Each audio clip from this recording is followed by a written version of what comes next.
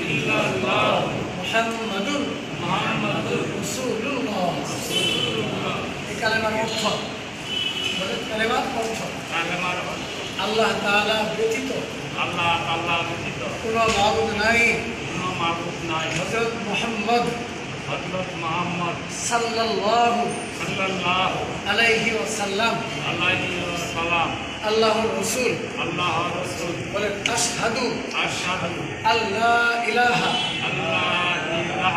ইল্লাল্লাহু ওয়া আশহাদু আন্না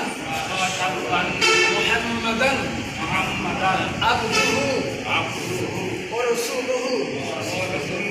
আমি একতার সাক্ষ্য দিতেছি যে আল্লাহ তাআলা ছাড়া কোনো মাবুদ নাই, যার কোনো শরীক নাই, যার কোনো অংশীদারিত্ব নাই, তিনি একক। আমি আরো সাক্ষ্য দিতেছি যে হযরত মুহাম্মদ সাল্লাল্লাহু আলাইহি ওয়াসাল্লাম আল্লাহ তাআলার বান্দা ও রাসূল। আমি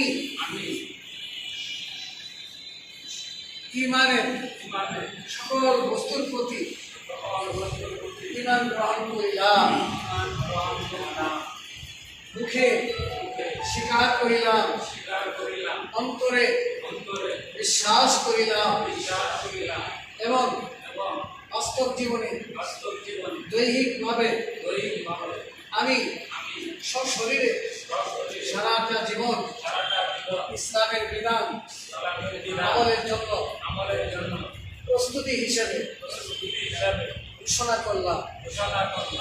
আমি ইসলামের সকল ঈমানি বিষয়কে বিশ্বাস করিলাম। আমি আল্লাহ তাআলার প্রতি ঈমান গ্রহণ করিলাম। আমি আল্লাহর ফেরেশতাগণের প্রতি ঈমান গ্রহণ করিলাম। আমি আল্লাহ তাআলার আসমানি কিতাবের প্রতি ঈমান গ্রহণ করিলাম। আমি আল্লাহ তাআলার রাসূলের প্রতি ঈমান গ্রহণ করিলাম। আমি পরকালের প্রতি ঈমান গ্রহণ করিলাম। আমি সকল ইসলামের বিধিবিধান আজ থেকে এখন থেকে মেনে নিলাম। আমি নিজেকে ঈমানদার বলে ঘোষণা করলাম, মুসলমান বলে দাবি করলাম। আল্লাহ সারা জীবন এই ঈমান ইসলাম নিয়ে জীবন যাপন করতে পারে। আল্লাহ তুমি আজকে আমার এই ইসলামকে কবুল করে নাও, আমার ইসলামকে কবুল করে নাও। আমি পাঁচ ওয়াক্ত নামাজ আদায় করি, যাকাত ফরজ হলে আদায় করি, হজ ফরজ হলে আদায় করি,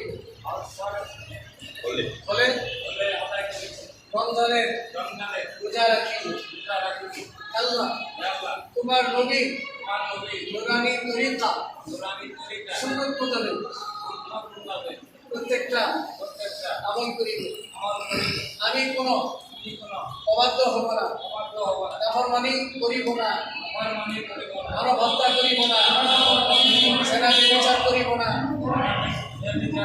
চুরি ডাকাতি করব না, সুকুশাল লেনদেন করব না, মিথ্যা কথা বলব না, মিথ্যা সাক্ষ্য দিব না, কারো হক বিনষ্ট করিব না। আমি ইসলামের আদর্শ মোতাবেক জীবন যাপন করি।